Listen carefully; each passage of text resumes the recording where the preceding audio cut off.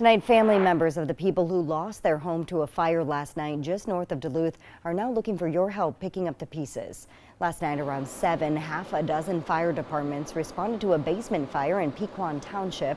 The homeowner was treated for smoke inhalation on scene, and he's now staying with family since his home suffered significant damage.